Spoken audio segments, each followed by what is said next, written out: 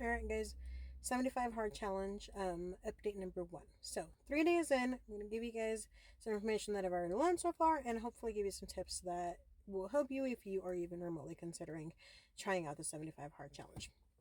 So, first and foremost, have a why by now. If you decide why you're doing it, right? That'll help you, of course, be more successful if you have a good reason for doing it. Tip number 2, part of it entails you reading books, right? So if you have never read any kind of self-development books or don't know what they are, go through the recommended list or even ask friends, family members what good personal development books they've read or nonfiction books that they might recommend, something that might help you improve your skills, something that might help you get better at your job, whatever that may be. Have a list and have those books ready for you to read. Now, part of it does involve you drinking a gallon of water, right? So have a good way of tracking that water. If you're just relying on a cup here and there, chances are you're probably going to fail because you're not going to be able to know whether or not you are actually drinking the gallon of water or not. So for me, I have this big old 65-ounce cup that I carry around with me all day. So I know the gallon of water is going to be me drinking that and filling it up and drinking all of it twice.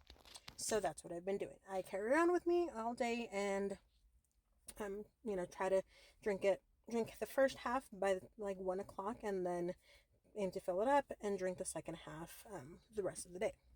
Now, one thing I already learned is number 1, start drinking water early. So the first day that I started, I didn't start drinking my water until 8.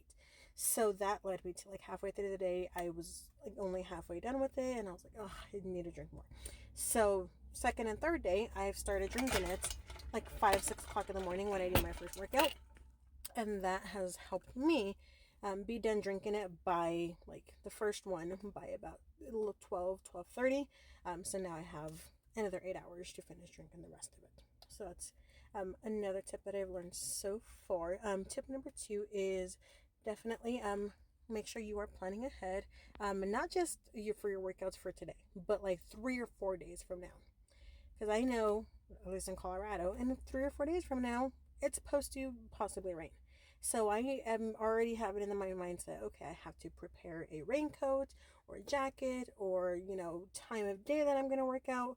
I'm pre-planning that like days ahead of time. Tip number 3, or 4, I can't remember how much this was, have a diet in mind.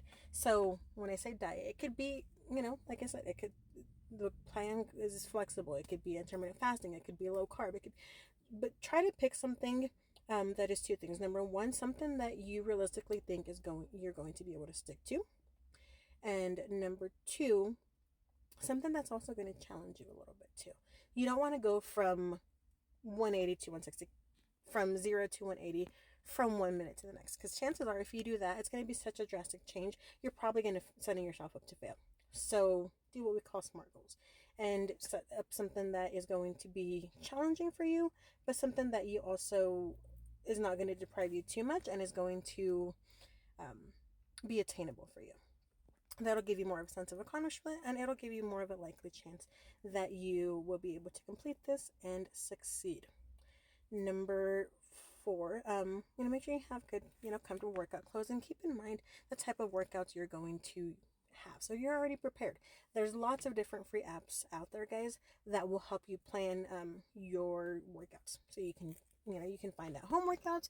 YouTube has lots of different workouts you can do, whether it's, at home full body, whether you're planning on going to the gym, whether you want to do an indoor walk, outdoor walk, treadmill, yoga, low intensity HIIT. There's tons of free apps. So don't feel like you have to pay for an app to be able to plan your workout. So that's definitely one thing that I do recommend, though, is try to have a plan for your workouts, because you don't want to sit there and go to the gym and be not knowing what to do, and then you're just walking around for 20 minutes while you're trying to figure out what to do at the gym, because then, yeah, you're at the gym for 45 minutes, but you're not really working out for 45 minutes. So try to plan ahead and have, some kind of workouts in mind or workout program that you're going to do for your indoor workout, whatever that may be. And definitely don't feel like it has to be HIIT. If you are just starting out and you have not worked out in months, the last thing you want to do is start a demanding strength training routine that you're probably going to end up hurting yourself on. Start off slow, especially if you haven't worked out a lot. Start off with, walking for 45 minutes twice a day. Start off with, a low impact yoga class or a bar class or stretching, something that is going to be lower impact to ease your way into it, because chances are, as you advance in the program, you're probably going to start to get in better shape, and you're going to feel more active, feel better, and then be more inclined to kind of increase the intensity of your workouts at a slower pace rather than starting off fast, hurting yourself or overwhelming yourself or working yourself and then quitting, because that's not what you want to do. And number whatever 6, 7, commit to, if you're going to start it, finish it. Commit you're going to finish it. Whether that means you going out, but in the words of David Goggins, you have to become comfortable with being uncomfortable. Just like the book and David Goggins books, say sometimes that means you going out in the rain to run, or so definitely, of course, don't put yourself in danger, just like the recommendation is, but you have to be comfortable with being uncomfortable. That sometimes may mean being in social situations and saying, no thanks guys, I don't want to have any alcohol, or choosing something healthy and getting those people's looks. But you have to become comfortable with being uncomfortable. Hopefully these tips kind of help you at least get started. I know that's what I'm doing myself, and I'm hoping that my tips help myself as well. So again, follow along if you would like to keep getting tips from me and get regular updates on how my 75 hard challenge is going.